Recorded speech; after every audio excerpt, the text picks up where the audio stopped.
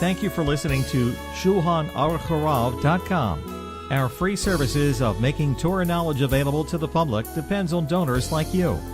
Please help us continue our work through making even a small contribution at Shulchanaruchharav.com under the Daily Halacha Dedication section or in the subscription page. Also, check out our online courses and many sefarim available for purchase that will both enhance your Torah knowledge and help support our work.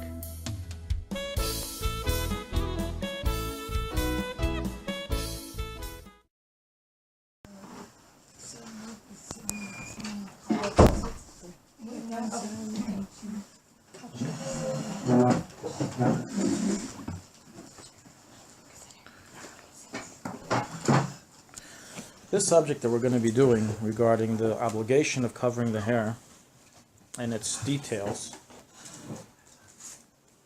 is a very confusing subject because there's so much, for lack of a better word, propaganda that is, for obviously everyone has good intentions. I'm not saying Chas v'Shalom they're doing it for some ulterior motives, but there's a lot of different approaches that are very militantly, to say the least, presented to people, to men and to women. For men, so they tell their wives, and for women, so they do to themselves, regarding the laws of covering the hair.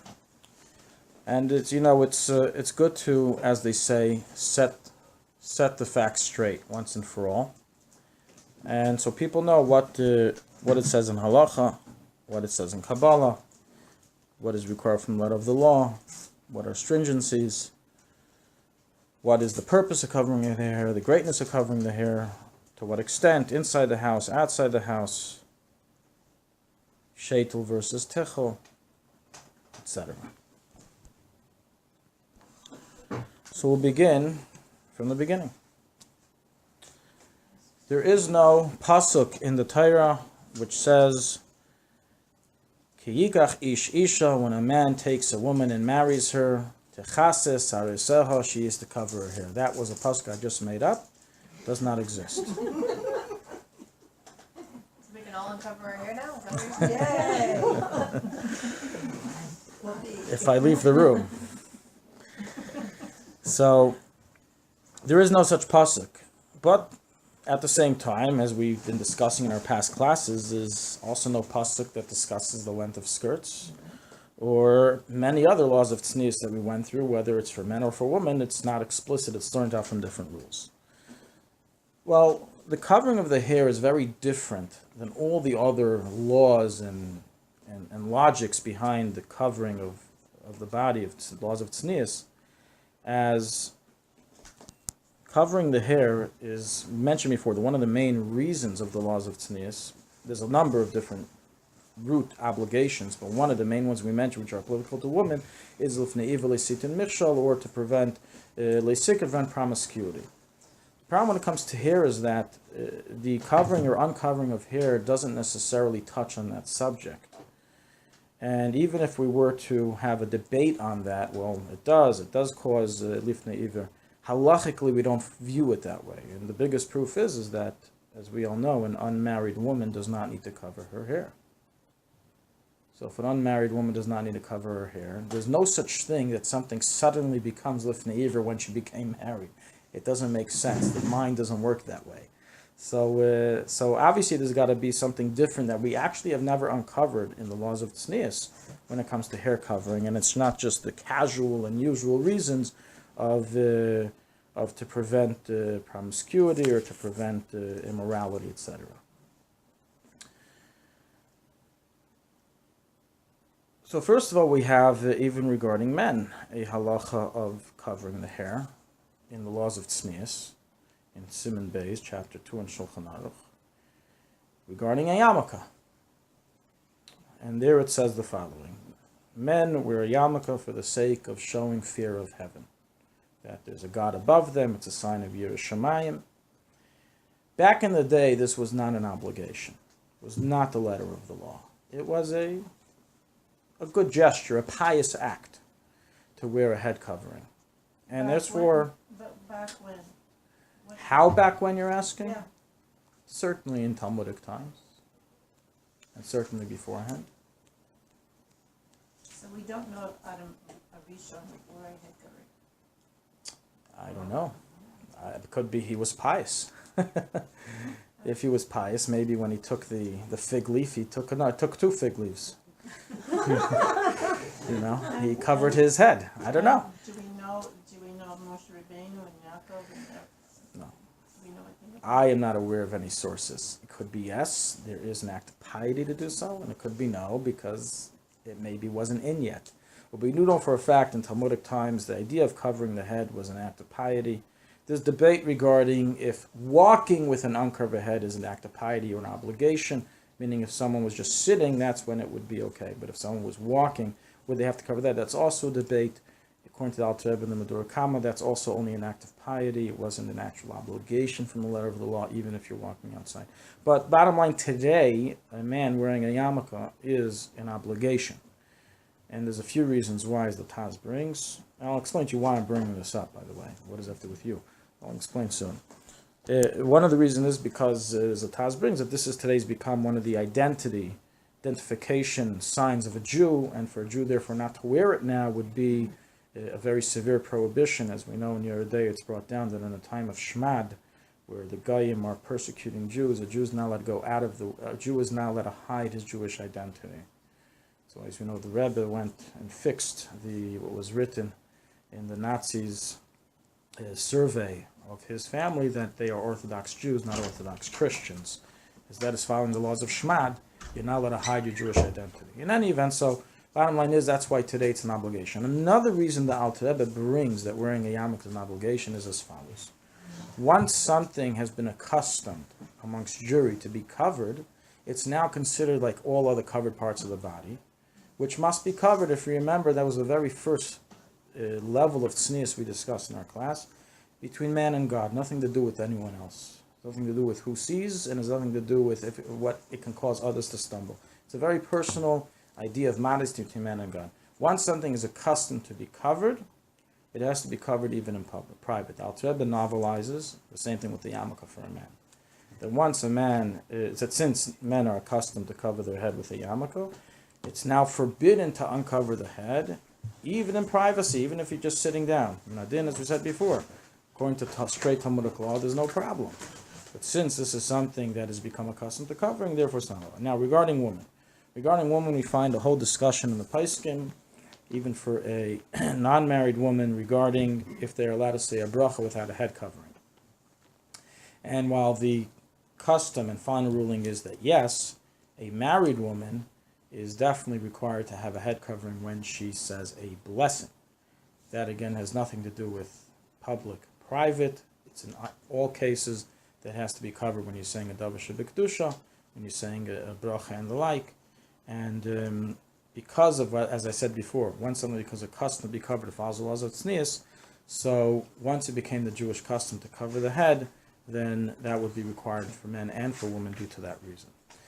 That's just a start off. But in truth, the covering of the head for a Jewish woman is of biblical status. As I said, it is not learned from any specific verse that commands a woman to do so, but it's learned from a story in the Torah. The Torah in Parshas Nasai, when it's discussing the laws relating to the Saita wife, mentions within the procedure that needs to be followed for this Saita wife, that the Kohen would remove her head covering and release her hair, and then it continues with the rest of the process. Now, I think anyone reading scripture can ask a very simple question. Well, what do you do if her hair is not covered? I mean, why should her hair be covered? How can you make that? Should write, if her hair is covered, then release her hair. What do you mean? Who says her hair is covered? So from here we learn that there is a minhag Yisrael of biblical status. It's written in the Torah, even though it's not a command, a straight-up command, but it's of biblical status, that Jewish women that are married cover their hair. That is the source. The source is from the story of the Saita woman, that it says there that her hair was to be uncovered. From there we learned that normally a Jewish married woman covers her hair, and so is recorded in the Gemara in Maseches Ksubis. to the point that it brings that if a wife refuses to cover her hair, she transgresses not das Yehudis. Remember, we discussed the difference between das Moshe and das Yehudis. Das Moshe are the laws of tznius that are biblical. Das Yehudis are those that are rabbinical. So it says that if she refuses to cover her hair, she transgresses das Moshe, the biblical laws, and follows all the halachas brought there regarding the eventual. It would be a halachically valid cause for divorce and a relinquishing of the ksuba money. So clearly the halacha covering the hair is a biblical status, and it's recorded also in Shulchanarukh chapter 75 in Orach Chaim and in chapter 21 in Yeridea, in Even Ezer. Okay, so that's well established that the requirement to covering the hair is of biblical nature. It's a mitzvah d'oraisa. Let's discuss a little bit of why. So, it's not because of, what we said before of lifnei iver purposes, for the sake of men don't stumble, because then all girls should have to cover their hair, starting from all the laws of tznius. So it's not because of that. Some suggest it's in order so it's an extra sign of matrimony to show that the woman is married and is to prevent and is like a greater guard railing to prevent adultery, but we don't have any clear reason mentioned, not in the Talmud and not in the Poskim. It's very interesting that it doesn't really. It's a minhag Yisrael of tznius, of covering, but we don't really know the reason why. It's just an act of modesty. Yes, what you're saying is very correct. This mitzvah was created by the Jewish woman.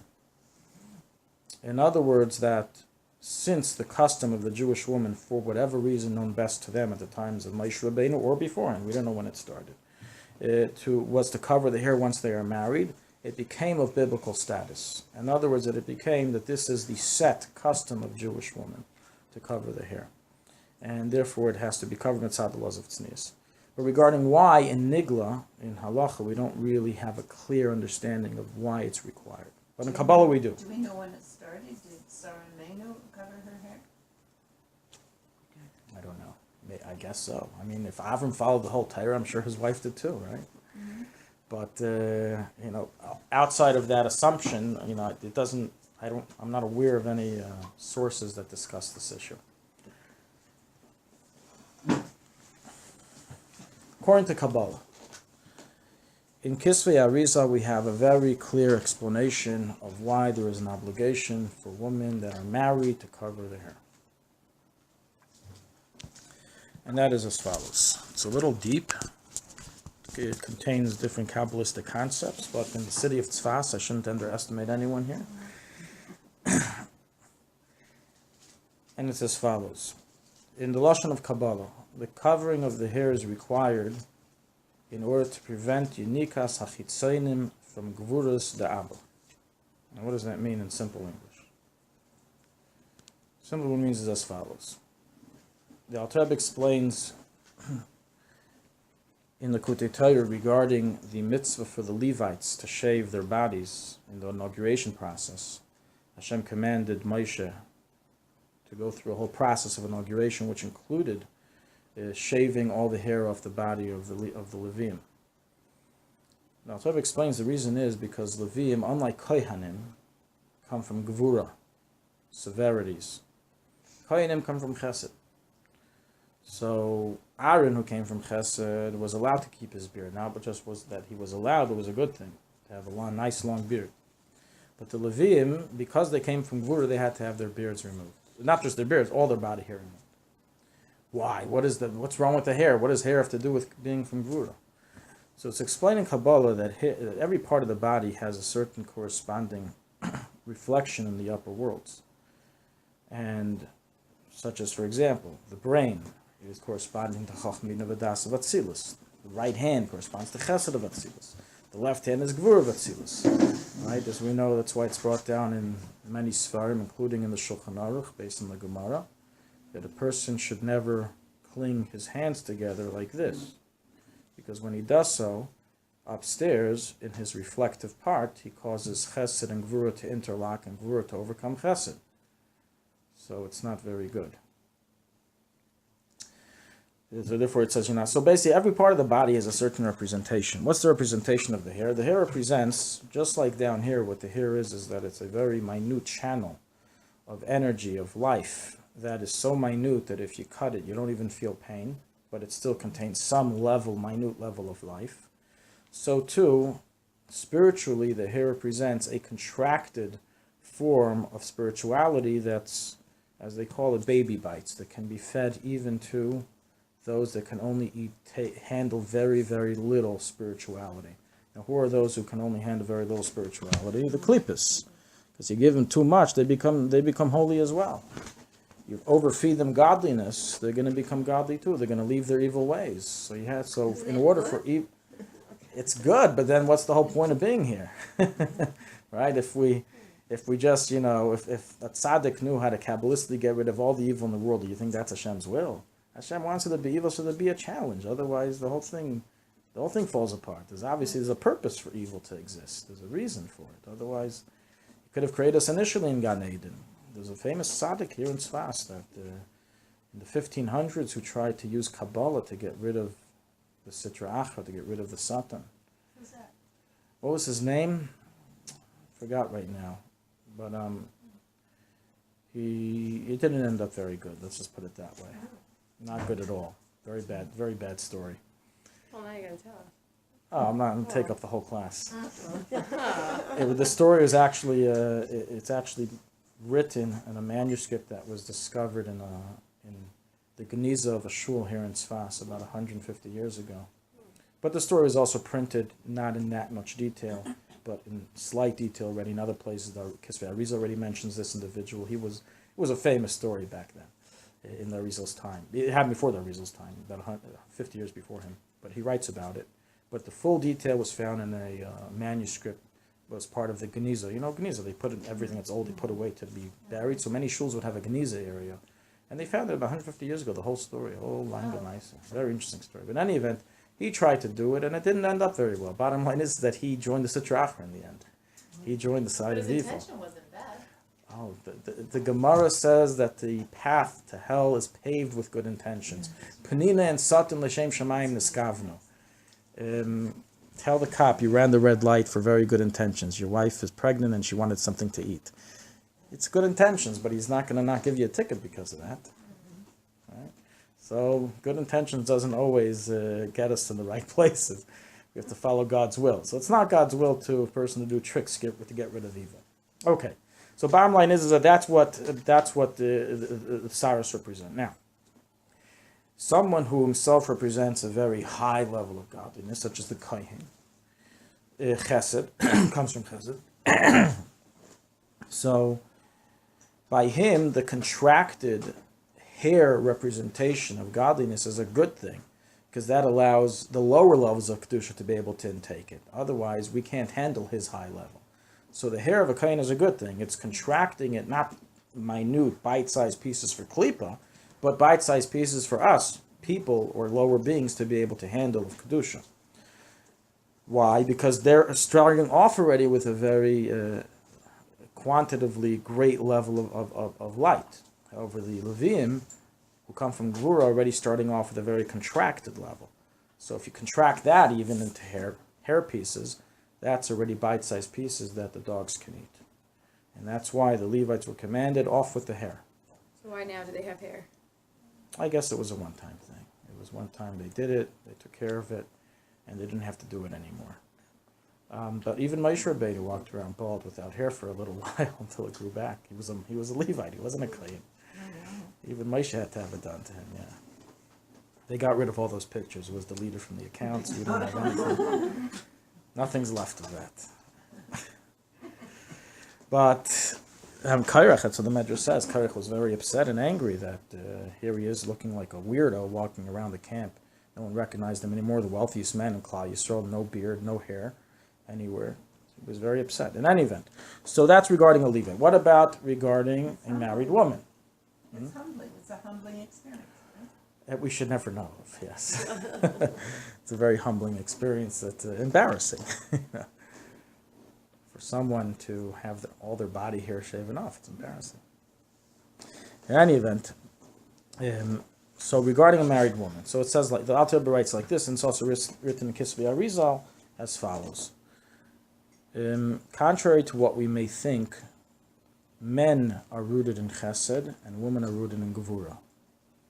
Men are rooted in Chachma, women are rooted in Bina. Bina and Gevura are pals, and Chachma and Chesed are pals. So they come together. So being rooted in Chachma means you're rooted in Chesed, being rooted in Bina, being rooted in Gevura. Now, since women are rooted in Gevura similar to the Levites, so therefore hair also becomes an issue. The Alter Rebbe writes that just like the Leviim had to limit the contraction from going to the klipos by getting rid of the hair, so too the women have to cover the hair. Now the Alter Rebbe doesn't explain any further why cover it, why not take it off, or why only from when you're married, what's the difference. But in Kisvei Arizal, it's more explained. In Kisvei Arizal, Parshas Ekev, the Chaim Vital writes like this. The hair, as we said, that represents these contractions of godliness that can be even fit for the klipos, ideally should be covered, ideally should be removed, as it was by the Levim. And that's why a woman has to cover her hair. But the reason that they don't shave the hair off, this is before it became customary in Hungarian Jewry to shave the head. Arizal lived, in the 1500s, so he's writing that women do not shave the hair. The reason for that is because, and that's what he writes, something very interesting, that the klipos need a little bit of food. They need survival. As I said before, if they're not around, there's nothing to talk about. There's no challenge, there's no need for Torah mitzvahs, there's no commands anymore because there's no Yetzer Hara. So in order for them to have a little bit of godliness, so they survive, so it's forbidden, he writes, for the woman to shave the hair. So according to Kabbalah, it's a very interesting approach. The hair is covered specifically and not removed in order to, number one, limit the covering is the limitation of the amount of kedusha that it goes to the klipos, but number two, that there still is some of it around that the klipos can survive.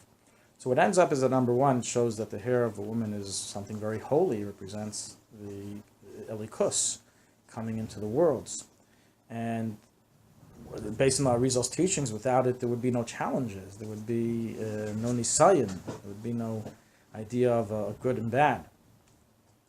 Question, aren't there Hasidic women who shave their hair? Yeah, there are, right, and they're definitely not doing it based on the Kabbalistic reason. I Why mean, are they doing that? based on the Kabbalistic reason, as we said, it's not done, and that's why most women don't do it. So why And even they agree that back in the day no one did it. Why do they do it? They do it because two different reasons. One reason is because of in order to, as we're going to learn of the many details of covering the hair, in order to prevent there from being ever a time that their hair will be revealed, so they take it off. And another reason is because of mikvah. There shouldn't be any chatzitzas, any intervals. So it's a chumrah. It's positive. It's what the reasons why they do it is for religious reasons. Yes, absolutely. But Much more easier to cut completely. yeah, but now we're saying there's a reason according to Allah, according to Kabbalah, you're not supposed to. But whenever you are shaving your hair, a man or a woman, you are not shaving completely. It's impossible to shave it completely. Sometimes Unless you use a razor blade. Unless you use a razor blade. If you use a razor blade, you're shaving it completely. yeah. No, the razor removes from the root inside. That's what a razor The does. root? Yeah. It doesn't remove the root. It removes from the root. It removes from under the skin. Yeah, you can look it up. But That's what's today, brought in all the today's- halachic sources. In today's CPC period, You do it can again? grow. If a person, 100%, but nonetheless, for that moment, it doesn't exist. According to the Arizal, you're not allowed to choke the klipos even for a second. Rabbi Goldstein, I have a question, because it's important, it has to do with covering the hair. I was told by two different rabbis, two different things. First of all, shechianu, yes. Yeah. So, I come from a Sephardi background, and women that are Sephardi usually have a little bit more hair. So I have hair like on the sides of my face, which are sideburns, right? So we're And going to discuss all that. Oh, you are? Okay. Absolutely. We're warming up. We're getting into the details. We're giving first the background of why we cover. We're going to go into all the halachic details of what's necessary. Okay, but each to their minhag. Those who are accustomed from those backgrounds, Hungarian Jewry, Vishnitzer, Chassidin, Toldasaran, etc., that they shave their head, okay, they can follow their custom. And the rest of Klal Yisrael will follow their custom not to do so. The point is that what we novelized here is that they're not doing so is not just because we're being lenient, but because we're being machmir like Kabbalah. But those Hasidim also believe in Kabbalah, so where does their source come from? It's discussed in the Chassam Sofer. The minhag of shaving is discussed in Chassam Sofer. It's a minhag that came about in Hungarian Jewry. Okay, we're going to move on. We're going to now go into the different halachic details of hair covering.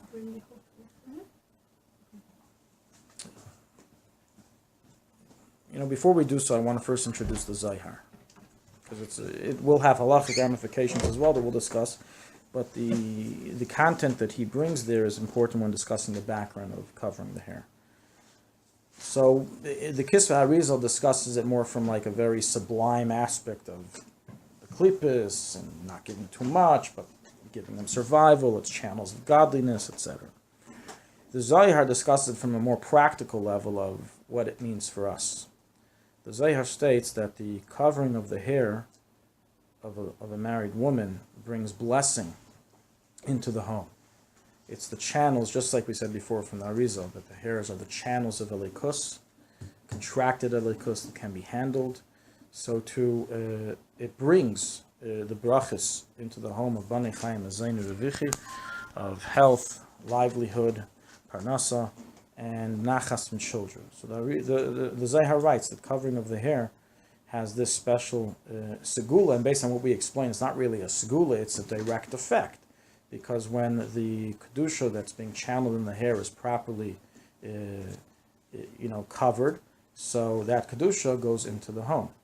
If it's not properly covered, what did we say before? It goes to the klippus. It's unikas achitzainim, and that's why the Zohar continues and says that on the contrary, if a person doesn't cover their hair properly, so unfortunately it can be a cause for many terrible calamities within a home, and it lists, not that we deal with things that are opposite of blessing, but the Zohar does list certain things such as a lack of hatzlach, of success in raising children, a lack of success in shalom bayis. There's some of the very important things for a home. So why is that very important? Because in many of the things that we're going to be discussing, we're going to see in some of the cases different opinions in halacha. In other cases, we're going to see different opinions regarding custom, stringency. And just in general, to know of the importance. If we were told by someone that, do this and you'll have a guarantee or have this is the right path of going for you to lead a healthy marriage and a healthy family, then who would give it up just for a minor, a minor comfort? Obviously, we go through so much for the benefit of our children and families that we would definitely be willing to do something that's not such a big deal for the sake of securing it. And this is what the Zohar says. The Zohar says the covering of the hair is the bringing of those brachas into the home, while the opposite does the opposite. And the reason is, as we explained according to Kabbalah, that the hair has channels of godliness and can go in either direction.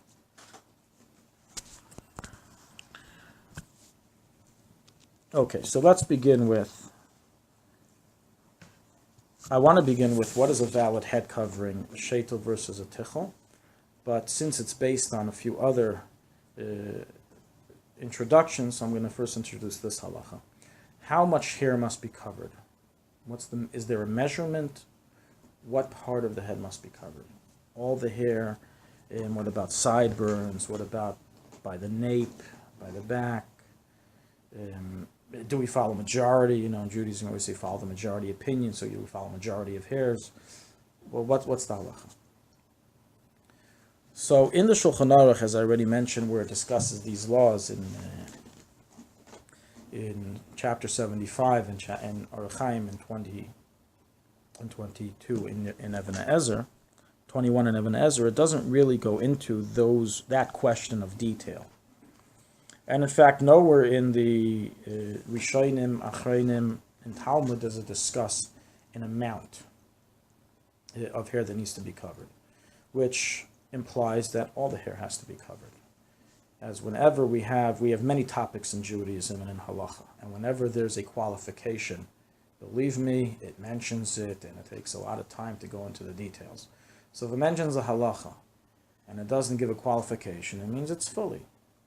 When it says keep Shabbos, so a person come along and say, well, I didn't turn on lights, but you drove and smoked, but I didn't turn on lights, I kept Shabbos a little bit. So if such a thing, we are not belittling the fact that he didn't turn on the lights, but the fact that he smoked and drove to shul, that is an isser. That's a prohibition. No, but we should see also. I agree with you. We're not coming to negate your point. Here we're coming to understand, what does halacha require? What is God's will?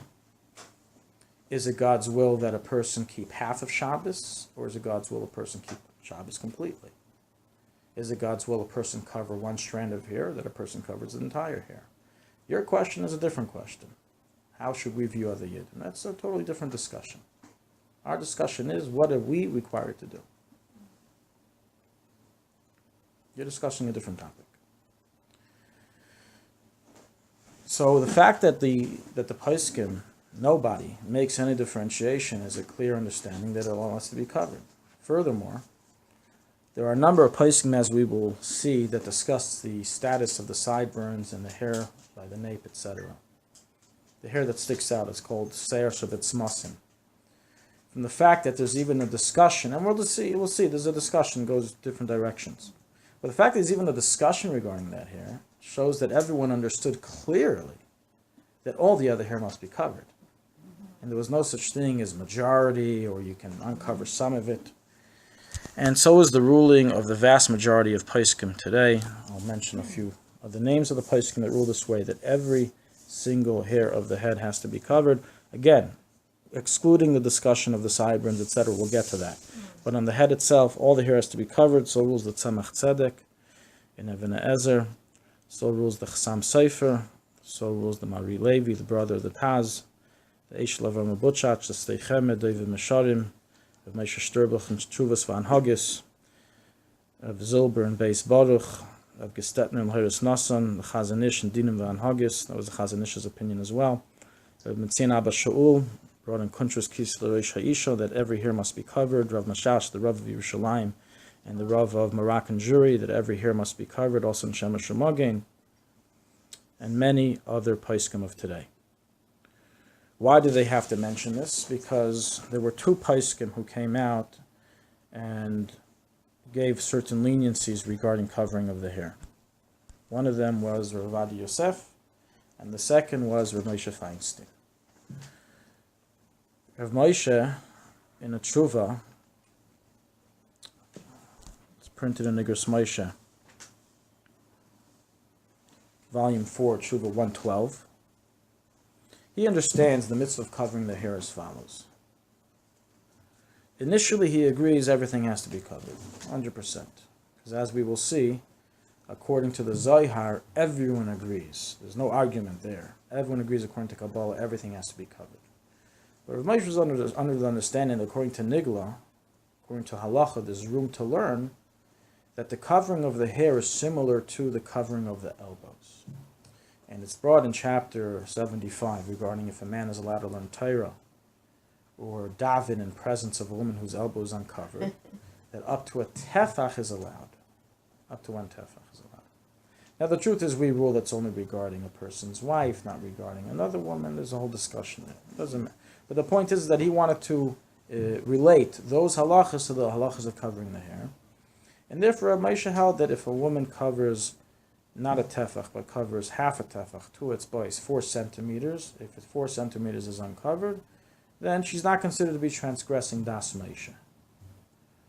It's not the best thing, but it's not considered a transgression. Now how this is measured, what is the 2 centimeters, is it square centimeters, is it circumference, these are, again, this novel ruling of Rav Moshe, which has no source prior to him, carries a number of questions of how to understand his opinion. And in truth, those who do follow this approach, meaning those Rabbanim, which is more found amongst the modern Orthodox who follow this approach, they amongst themselves have a whole debate. What is exactly the meaning of his words? How much of an area does this cover? What does this mean? Okay. Avad Yosef also had a whole discussion on this. It's not really, it's just more from his students and from things he said. It's not really printed in his Shuvas, but it's also known basically in his name that, again, up to 8 centimeters can be up to 4 centimeters, half a tefach, can be uncovered according to halacha. Again, what does that mean and how much is it? Okay. But it's 100%. And so are all the other poskim. no, if it's a posek, so you shouldn't. You must never ask to, to prove that we are making a sin if something is shown. It's a posek, Yeah. So that's obviously for Rav to tell you.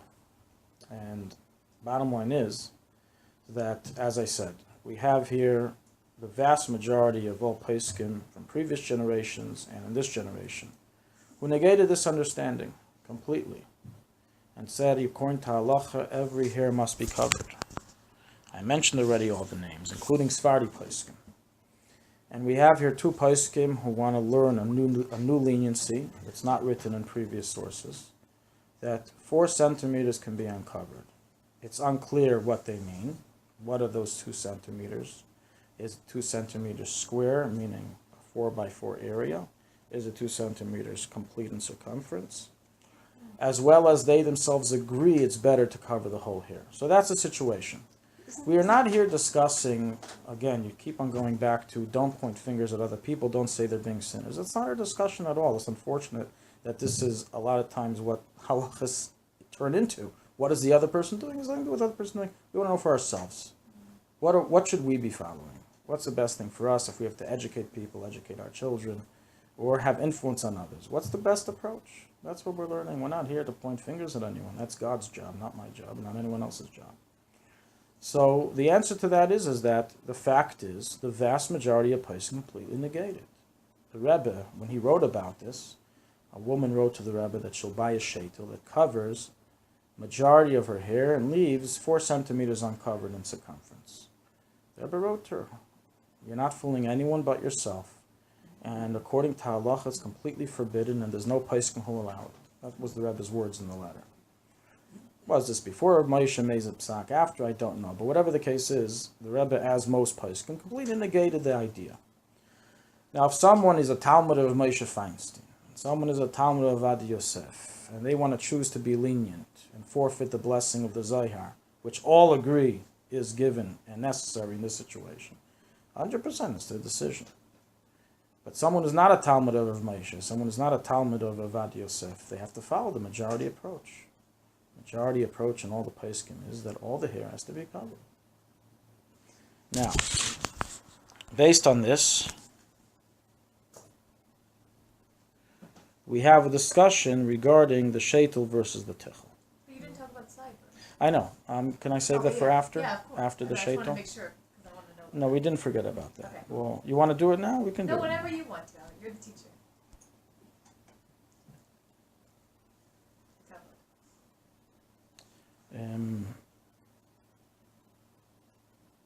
Okay, so you know what? Let's do the sideburns and then we'll get back to the sheitel.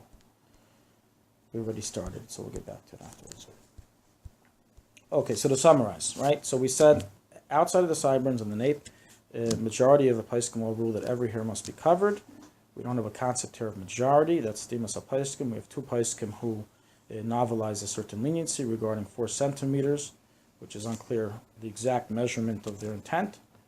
But nonetheless, they did give such a leniency. As we said, majority of poskim negate this understanding, and everyone agrees, including those poskim according to the Zohar, it is an absolute prohibition to uncover any of the hair at all. All the skulas mentioned are for covering the whole hair. Those are the explicit words. It says every single hair of the head. As well as when it discusses the negative aspects, it discusses if not every single hair of the head is covered. But again, that's from the Zoharic perspective. From the halachic perspective, we mentioned the discussion.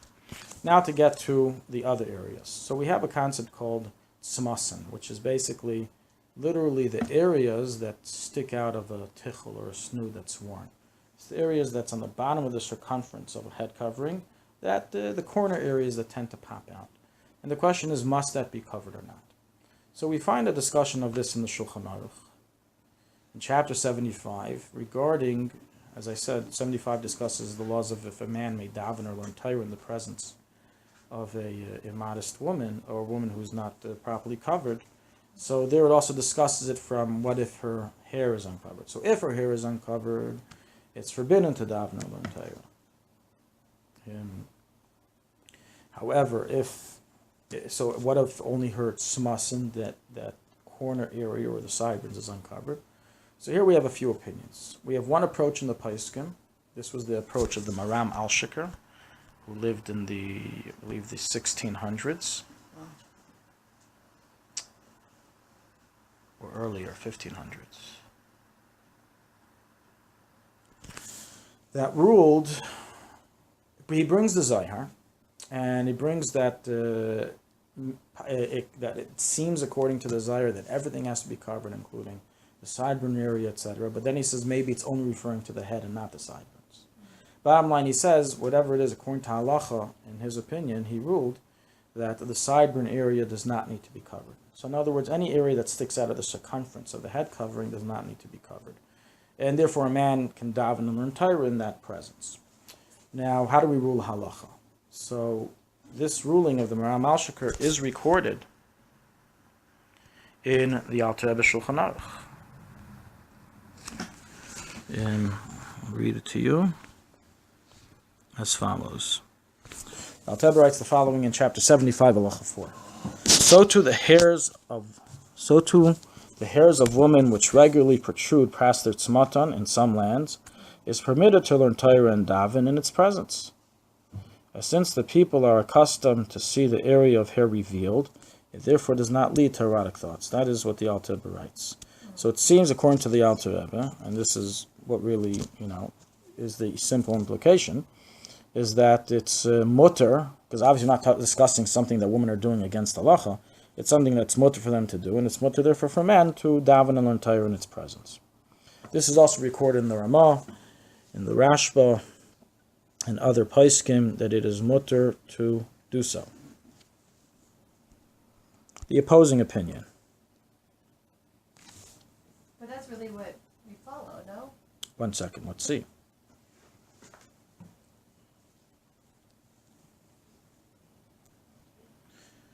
Other Paiskim, however, rule that it is forbidden for any of the above hairs to be revealed, meaning even the hair that sticks out of the corner area here, the sideburn hair, and it's thus required to be covered just like any other hair of the head.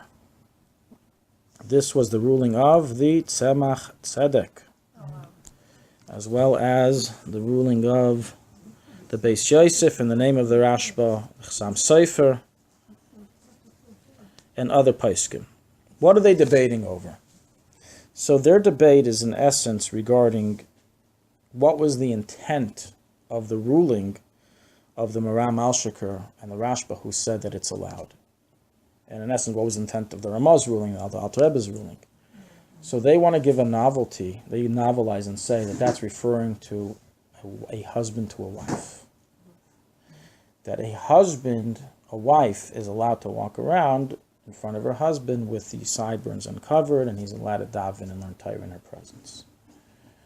However, any other woman, it has to be covered. This is how the Tzemach Tzedek understands it, as well as the Chsam Sofer. This is how they understand these Paiskim.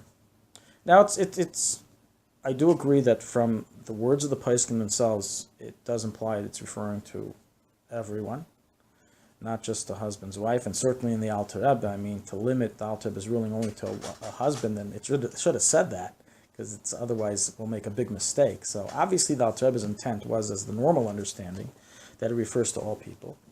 But nonetheless, it doesn't escape this dispute. So we have a very valid dispute in halacha regarding whether the sideburns have to be covered or not. And the halacha is as follows.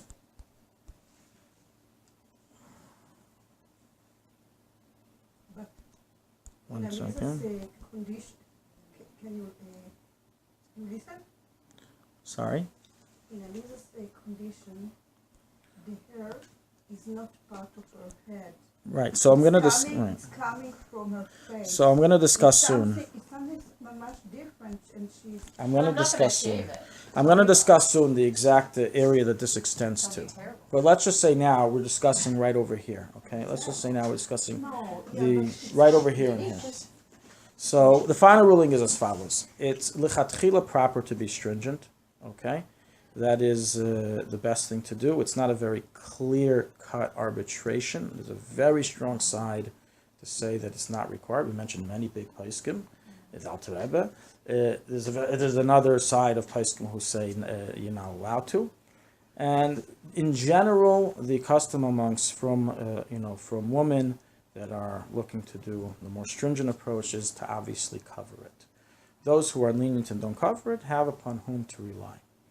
Now, all this is talking about according Does to that mean halacha. that I won't get bracha on my life? So that's a machlekes. As I said before, the Maram al-Shakir, says he's unsure of how to learn the Zayhar.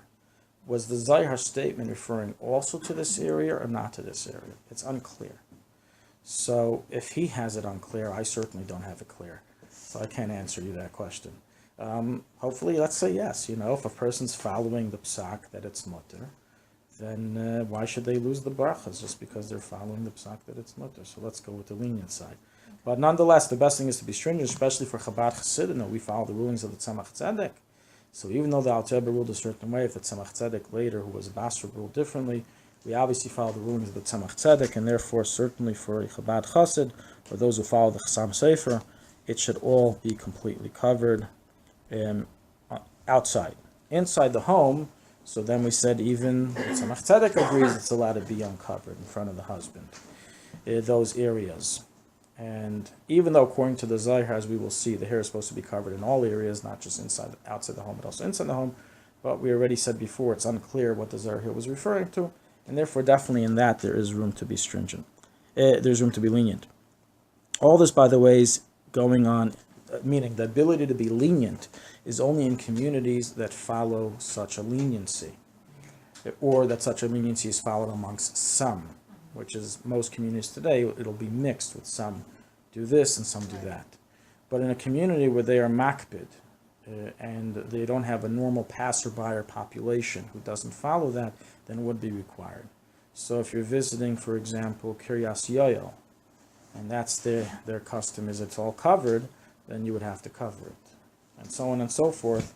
That's clear even according to Maram al-Shakir. Even he writes and qualifies his ruling that it's only allowed in a community that is accustomed to be lenient.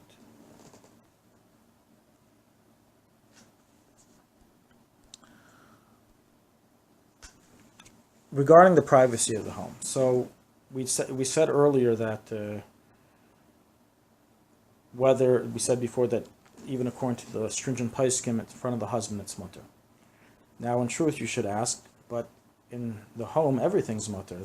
The obligation of a married woman to cover her hair is only in public. When you go to an area, the halachic obligation, yes. If a husband comes to Bezdin and says, hey, I want the Bezdin to get involved. My wife refuses to cover her hair. And, oh my gosh, this is terrible. They summon the wife. She shows up with a head covering. Husband, what are you talking about? She's wearing a sheit, she's wearing a tichel. He says, no, I mean in the house. They would throw him right out. There's no case. In halacha, covering the hair is only required when you go outside. However, the Zohar, again, is the one who says all those blessings are given for covering the hair at all times. As you go according to the Kabbalistic understanding, the Gvuras don't only work in the outside. They work everywhere, the Gvuras. In the house, outside the house, the Klippas are everywhere. So it needs to be covered in all places according to the Kabbalah. So the Zohar is very strict and requires the hair to be covered in the home. And that's where it discusses the blessings. If you go outside with the hair covered, you're giving blessings to the outside. You want blessings for your home, cover it at home. Why is the klipa not connected to somebody who's not married? That's a good question. And the Arizal or the Alter Rebbe, when they discussed that, didn't mention it. I have my own theory. I haven't found this written down, and that is that the aspect of gvura in a woman only becomes really apparent after marriage. Does anyone understand what I mean a little bit? Yeah. Okay, good. I won't elaborate. Does it have to do with marital relations? I don't think so. No. Oh, maybe it does, because it says that in the birth of a child, that a woman expresses chesed shebegvur and a man expresses gvur shebechesed. So maybe it has to do with it. I don't know. That's the most common, frequent question I get from people. So why don't you cover when you're single?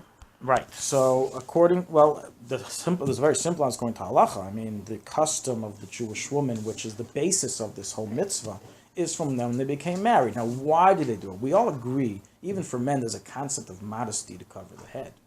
It has nothing to do just with the attraction issue. It's not nothing to do with attraction. I don't wear a yarmulke because of attraction. Men don't wear a yarmulke in order to prevent attraction. It has nothing to do with attraction. It's an aspect of modesty. And the woman, when they became married, the Jewish woman, took that upon themselves. So before they became married, they never took it upon themselves. But you should know that this is, while this is the mainstream approach, there were Jewish communities in the diaspora, possibly also in Eretz Yisrael. We have no way of knowing what happened in temple times, but definitely in the diaspora till recent generations, there were communities that as soon as the girl reached the age of bas mitzvah, she covered her hair. So if anyone's having very much difficulty understanding why are single girls not covering their hair, so don't let her use it to therefore not cover also when she's married. Let her use it to cover her hair even now. Just cover her even now, no problem. There's communities who do so, communities who did so. Cover your hair, no problem. You want to follow that minhag. There was such a minhag. You know who followed such a custom? Anybody know? Yes. Yeah, I know two people actually who covered their hair when they got engaged. Okay. I mean 12 years old. In Europe, I saw People it. that wear the burqas. Not Europe. No. Even in Spat, and the Yemeni, Oh, the Yemeni. the Yemenite community in all of Taiman, hundreds of thousands of Yidden. The custom always was when they turned 12 years old, they cover their hair. Also in Spat, there are people that are walking covers their hair. I don't see. Not because of Yemen, though. That's a different Yes, I reason. thought they took it on themselves. That's a different reason. Nothing to do with Yemen. But the Yemen community always, the minhag always was, and if you ask an old Yemenite grandmother, she'll tell you this. When she turned bas mitzvah, she covered her hair just like a married woman. So it's also the custom among some Christians as well. Mennonites. Lahavdil. What? Lahavdil, yeah. No, Mennonites, they also cover their hair. And Right. otherwise- But they're not doing it because of their understanding of the Rambam.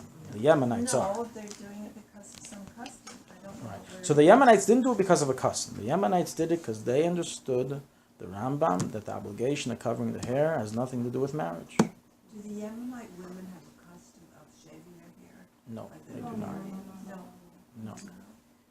I know the Off the Yemenite- topic, the burqa, is there any foundation for this burqa? Yeah, we discussed it last week. Oh, We discussed it in the audio last week. okay. The so different I'll sides keep for the it. audio. And the bottom line is not advisable. Ein ruach hachamim neichem ezeh. The spirit of the sages is not happy with this custom.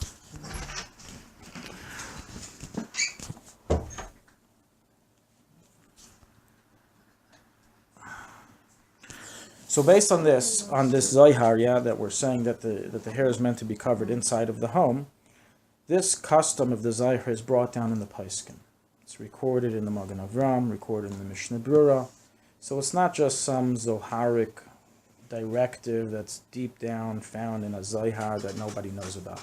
The Paiskim all took it, adapted it, and gave it over to the public. And therefore, even though it's not halacha that you have to say it's an obligation, because we don't turn Zoharic rulings as an obligation necessarily, but for practical purposes, based on the fact that all the poskim record it and bring it, it is something that very, very much so is to be followed inside of the home, for the hair to be covered. And as we said, look at all the blessings the Zohar talks about when this takes place, and therefore the Mishnah Brura writes very strongly about this, that the hair should be covered at all times, inside, even inside of the home. Nonetheless, as we said before regarding the sideburns, over there is room for leniency, even according to the Zohar, as writes the Maram al-Shakir. Now, the area that is under this discussion of that there's a stringency, that Tzemach Tzedek, the Chazam Sefer, they rule us to be covered, and we're machmir to cover many women. what does it refer to? How much of the hair is it referring to? So, by the sideburns is referring to all the hair that's opposite the ear. Any hair that grows below the ear is not included in the sideburns and is not required to be covered at all. Regarding the nape, the back by the neck, so it's referring to the hair that is still on the neck but below the normal hairline. But any hair that's already reaching below the neck, and certainly hair that's reaching towards the beginning of the back, is not included in it. It does not have to be covered according to any opinion. That was never under the discussion. Can you repeat that? Yeah. She's very bothered. Just- She's very bothered. Can I Just miss answer, something? yeah, Yes, just yes, answer yes. your I know, question. I need to go to the bathroom. Why should you want? Okay, I'm sorry. I'm here. Yeah, repeat it, we all want her. Well, maybe somebody wants to repeat it for her, and I'll give my thumbs The up. hair, you're sticking from the ear, from here, Below the ear, yeah. The hair that's below the ear. below the ear, is not part of the head. No? Yeah, no, correct. You're I'm right. correct? Yes. So it shouldn't be covered. It doesn't have to be covered. You do what you want. You cover it, you don't How cover it. can It's you not under cover it? discussion. Why should you? Whatever the person hair- wants. We don't get involved. And the hair, And the same with the. can you show me the place? Well, it's the below the hairline, basically. The normal hairline, okay? Yeah. So any hair that grows below the normal hairline, It it's doesn't need to be covered. Correct, so the nape of the neck is not considered. Okay, It's under head there. okay. But if you said from on top of the ear, but my sideburns growing from on top, I'm not gonna cut like. How can you? Now I'm really a little bit confused because I'm not gonna cut on the top and I'm not gonna shave. Why should you? No, but you. so we but said you're saying before. from We the said ear, we though. said here 3 points. Point number 1 is some are completely lenient by the sideburns. Oh, I'm okay. Point number 2 was even though that some are stringent by the sideburns. Point number 3 is that even those that are stringent, the sideburns end at a certain level. The hair of the tzmasin of the corners end at a certain level. The lower it gets, it's no longer part of the head according to anybody. It doesn't have to be covered.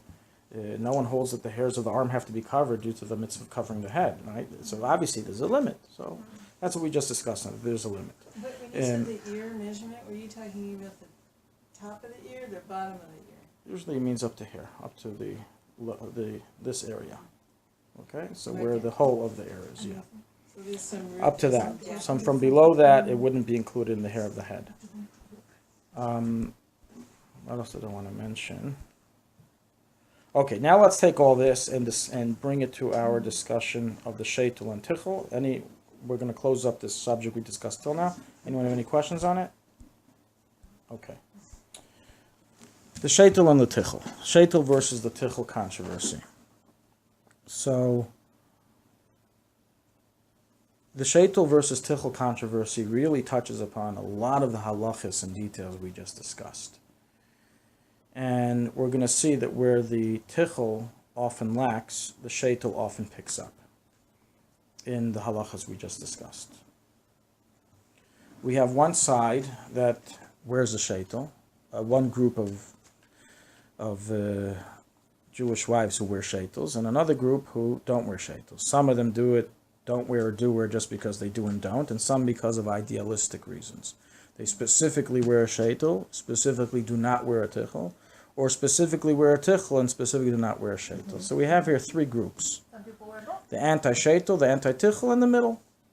Yeah, it's in 3 groups. Right? No. 3. And the middle. So it's important for the anti-tichel to know why many wear a tichel, why many choose the tichel, what is the approach they are following. It's important for the anti-sheitel to know why the sheitels wear a sheitel and what approach they are following. And it's important for the middle ground to not be confused and understand that there's a ma'ila and a chisar and an advantage, disadvantage in each one. Right. So that's what we're going to do now.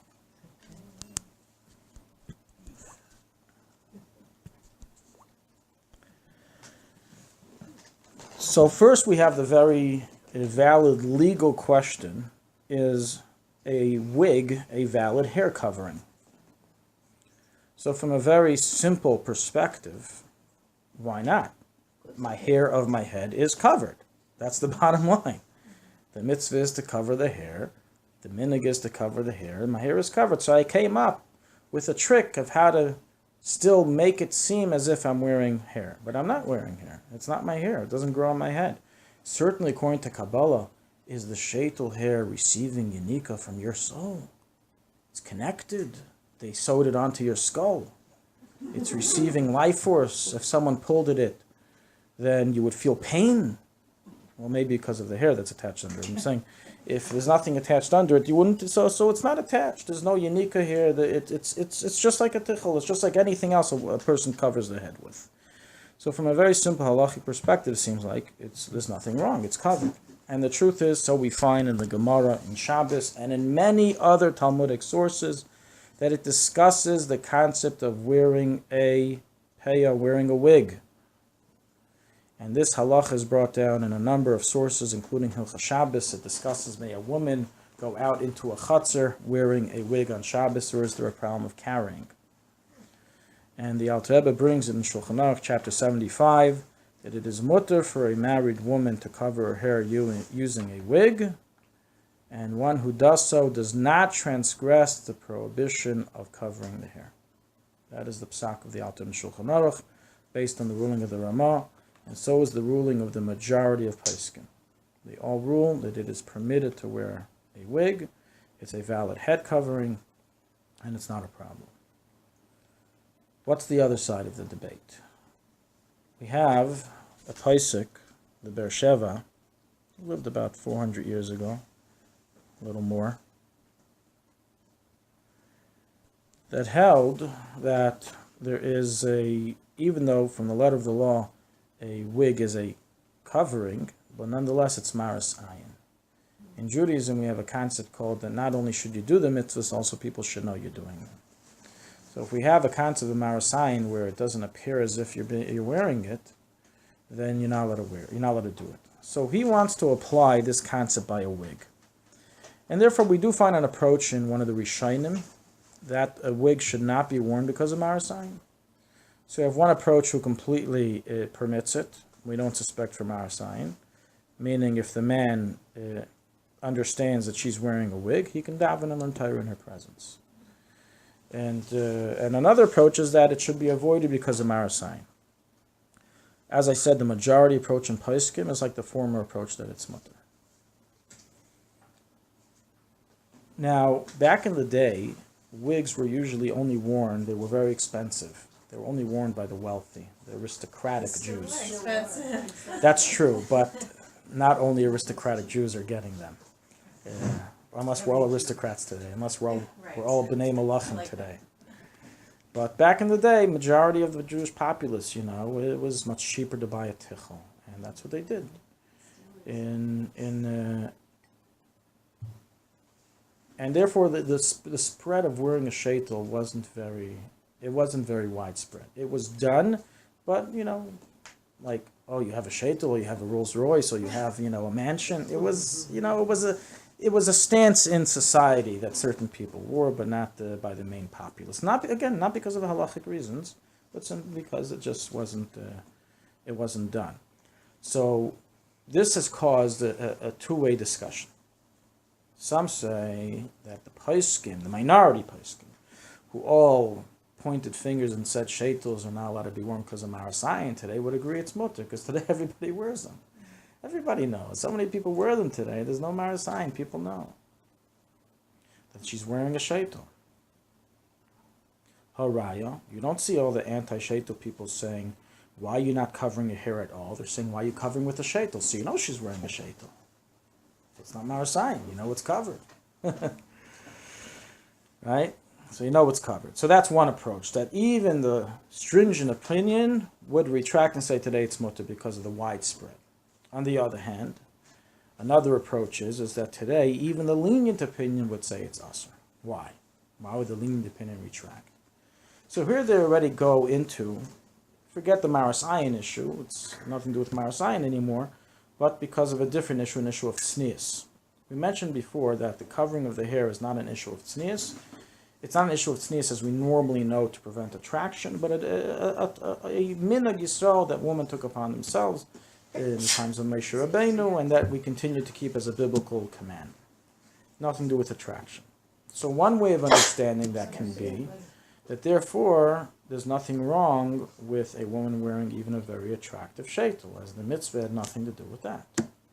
Another approach, however, is that perhaps, in addition to the idea of covering the hair, there would also be a transgression of laws of tznius for it to be too attractive, too sticking out, and would once again transgress lifnei iver. So this is something that's tricky because we don't have really source material that discusses this. We don't have source material that discusses nice sheitels versus not nice sheitels. And I can assume that the very aristocratic woman who spent that much money and got the sheitels, it wasn't to make them look uglier. I'm assuming, right? That's a good assumption. So, but nonetheless, it doesn't go into these details. So there's a debate today amongst different rabbanim.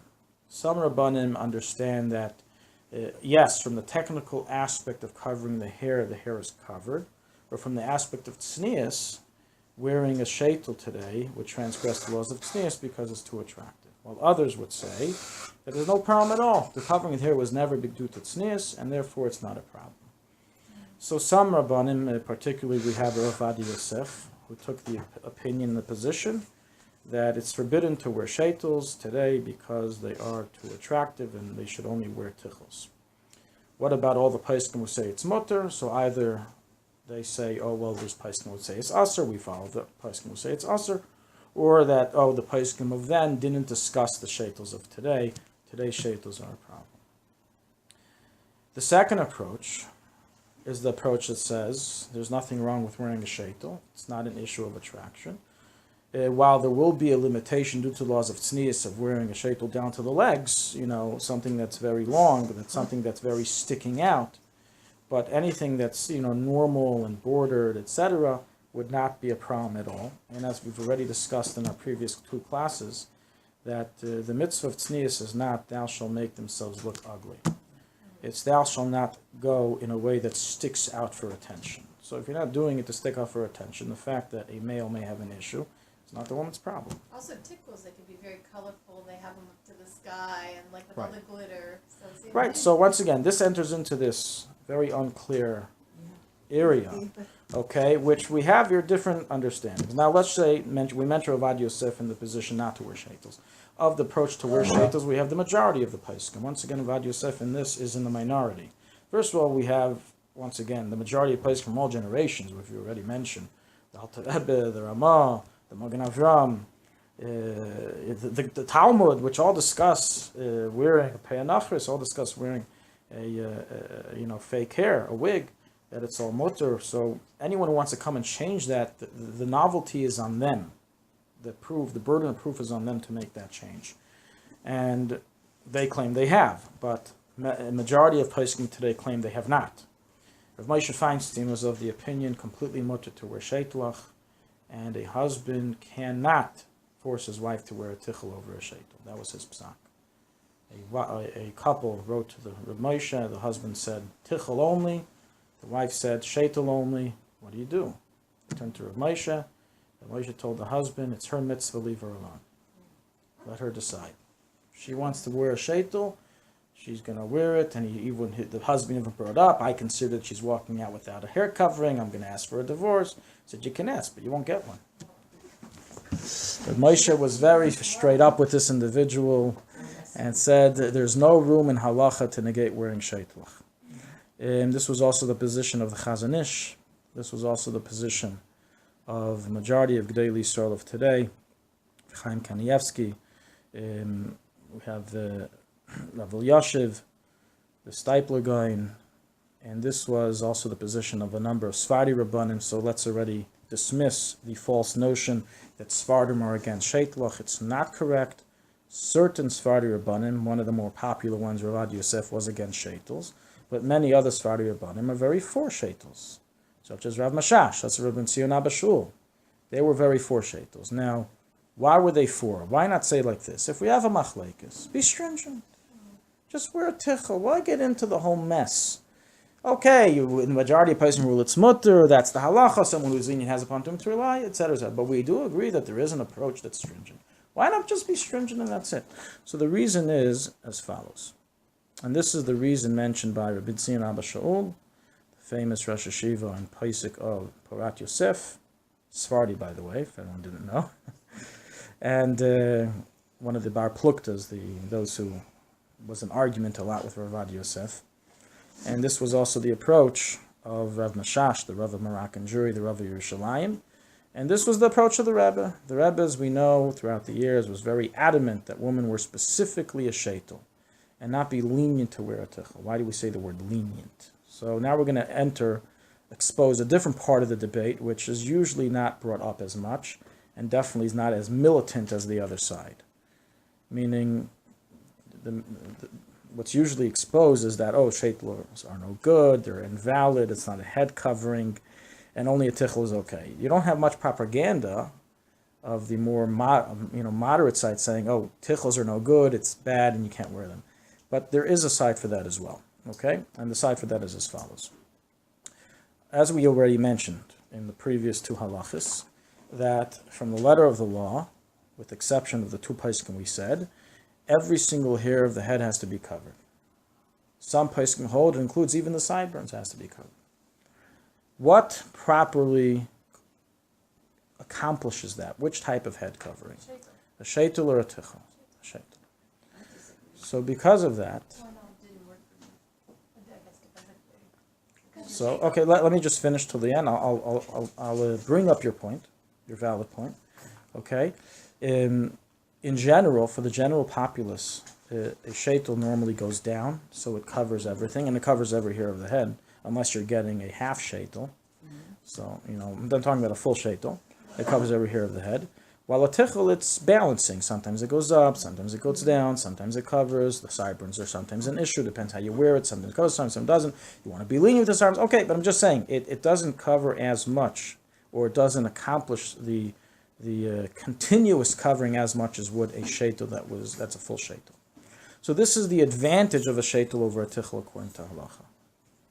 And this is the advantage that was mentioned by the Rabbanim I mentioned. So the Rebbe, in the beginning years, mentioned one reason. As in America, it was very customary in those years, in the 50s and 60s, for a woman to wear a tichel and then take it off when she was in public because, near her friends or by a business meeting, she would be embarrassed to wear it, so she would take it off. So the Rebbe pressed that all women should wear a sheitel because they're not going to exactly take off their sheitel.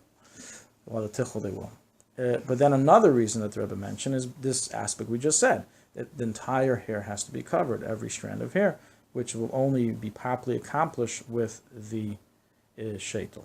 Now, it is possible to do that with a tichel as well, and many in Meir Sharim who don't wear sheitels do that and do accomplish that, and those women who do so are definitely benefiting halachically from the best of all worlds. They are covering with a valid covering according to everyone. There's no marasayin, no hair is exposed. So, no one's saying that a woman who covers that way is doing something wrong. Chas v'shalom. It's 100% kosher, and that's, the mahadrin and a mahadrin. It escapes all the issues of everybody.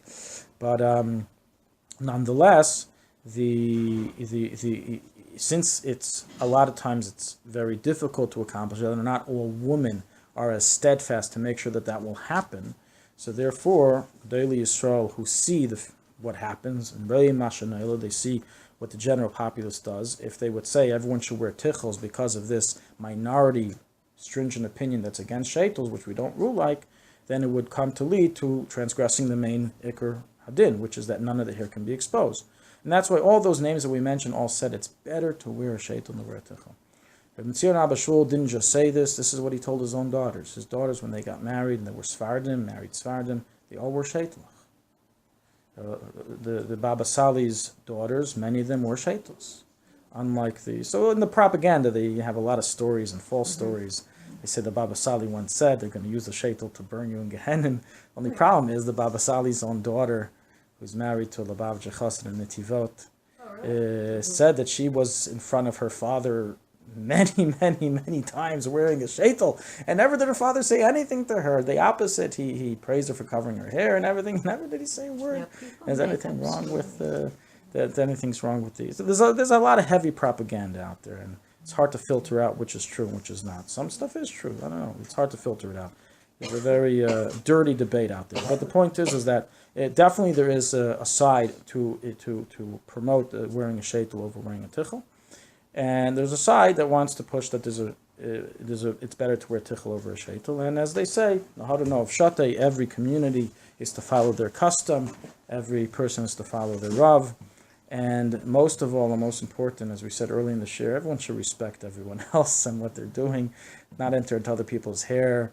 You don't have to become militant about it. You know, you don't have to become militant about it. One thing is clear: a sheitel that's in essence not tznius, and so too a head covering that's in essence not tznius, is everyone agrees is not allowed. And so, for example, or a sheitel that, let's say, or a tichel that was made and offered to Avodah Zarah, everyone agrees is not allowed. That's not under debate. I don't want to enter now into the whole Avodah Zarah question because it's a completely different subject of Avodah Zarah. It passes the whole idea of head covering. But I'll just mention in short, the bottom line is that if something is offered to Avodah Zarah, whether it's a tichel or a sheitel, it becomes takrivus Avodah Zarah, which is forbidden in benefit, and you can't wear it. Now, the anti-sheitel camp, they found a very tremendous treasure over the recent years, that they discovered that much of the hair that goes into sheitel making comes from these Indian women. There's about 1 billion of them, or at least 500 million of them, right? Who bring them to temples and shave it off when they come to the temples. This aroused a whole controversy about 15 years ago of the status of sheitels and if they're Avodah Zarah or not. In the beginning, there was a big scare. The fact of the matter is as follows. The people who went and did this investigation were completely biased. They already asked sheitels because they want to promote the opinion that says you can't wear them, and now they found a treasure. Now, that doesn't mean what they're saying is wrong. Accept truth from who says it, doesn't matter what they hold of. But the fact of the matter is that many Rabbanim, some Rabbanim did side with them and suspected it's takrivus Avodah Zarah. Many Rabbanim did not side with them and said it's not a chash of Avodah Zarah. It's already a different subject, goes into all those halachas. But bottom line is that the best thing is to buy a sheitel that is under a hashgacha, or that it is not some kind of supervision to make sure that the hair does not come from India. But even if it does come from India, those who are lenient to wear it definitely have upon whom to rely, as the fact of the matter is it's not actually offered to idolatry. They view hair as repulsive. They view it as klipas, but they don't follow that Arizal. They don't know that you need a little bit. They go all the way. They're extreme. So they take it all off. They're not serving it to idolatry. That's the opposite. They're getting rid of it for the idolatry. They don't believe it has to. They don't believe. So they're not offering. It's not an offering. Bottom line is that min adin it's mutter. Some are stringent. Each person follows their rav. To avoid the dispute is to get hair that's European hair or blonde hair that's not dyed but naturally blonde or red hair. I don't think came from an Indian, from someone in India. Well, you never know, but you don't have to suspect for it. Are you? I'm just curious because when I got my sheitel when I got married, it looked exactly like my hair. So when I was wearing it, everybody's like, "Elisa, are you covering your hair?" I was like, "Yeah, it's a sheitel." So are you? Is it better to buy a sheitel that doesn't look like your hair? No. It's better to educate people. You're allowed to wear hair. You're allowed to wear a sheitel. That's your hair color. In fact, many places hold you can even wear a sheitel that's made from your own personal hair. Like your hair's cut and then they made a sheitel out of it? Yeah, it's a machlekes. That's a machlekes. Some say yes, some say no. But definitely a hair of someone else is not a problem, even if it looks. And, people will get used to it. Now... Can I ask a technical covering question? Yeah. Is it, when you say the sheitel covers the hair, are you talking about the strands of hair the sheitel covers all your hair? Are you talking about the band that holds the sheitel hair has to cover it? It has to be covered. It doesn't matter how it is or what's covering it. The bottom is it's not shown to the public. That's what we care about. So if you're walking. So if you have a band and then the hair, as long as all the hair is covered, it's not a problem. Is that your question? Let's say you do something or the wind blows. So just like we learned before from the Ramang Subis regarding the woman sewing in public, that she has to have a long enough shirt that it will be covered even when she moves. So the hair, it should be covered in a way that won't be uncovered even with the wind. Now, there's one more important point I want to bring up that was not mentioned by the Rebbe specifically, but it was hinted to. And that is that the Rebbe, when he discussed this, when he told women to get sheitels, to wear specifically sheitels, and he even said that he will not perform Siddur Kedushin for those who do not wear a sheitel. And he said, well, I don't understand the opposition to wearing the sheitels, as the sheitel is even more beautiful, makes the woman look even more beautiful, and you can get as beautiful a sheitel as you want. Rav Mashash, the Rav of Yerushalayim, so he took this idea. I'm not saying he took it from the Rebbe, but when he discusses reasons of wearing a sheitel over wearing a tichel, this is one of the things he mentions. Very interesting. So we said before, it's a more of a sufficing covering. It better covers all the time without a person having to tuck in hair. Aside from that reason, he also mentions the following reason. He says that a woman. I know it doesn't. I have problems with my hair showing with this shape, and I have another friend also who has. It depends how your hairline is, and even if the hair is, the shape of the mother tries to make it like this, whatever, to cover it, it doesn't always work. And I gave up because, people could see my hair almost all the time. Okay. No one has to justify themselves to me. No, I'm it's just giving over the halachas. Everyone does what the. Says, and I know what the Rebbe says. Correct. It just Okay. didn't work for me. Okay. I felt much more like Everyone should do l'shem shamayim to cover their bases. No problem. Now, Thank you regarding for the permission. speak to your Rav. Everyone should speak to their Rav.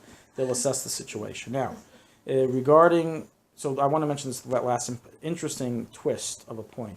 Again, by Rav Mashash, that he says when he as a Sephardi Rav who came out against Rav Ovadia, there's nothing wrong in halacha. It doesn't say in halacha no one can come against Rav Ovadia. He's not the only posek. He's a very well known posek, but there's many other poskim which are just as much of the same caliber that are able to give psakim. So, but nonetheless, in the Sephardi world, this was a touchy issue for Sephardim, and he got a lot of trash for his psak, and he had to defend it and write about it a number of times. And so in one of the lengthy discussions that he wrote to Rav Moshe Levi, who was a Rav in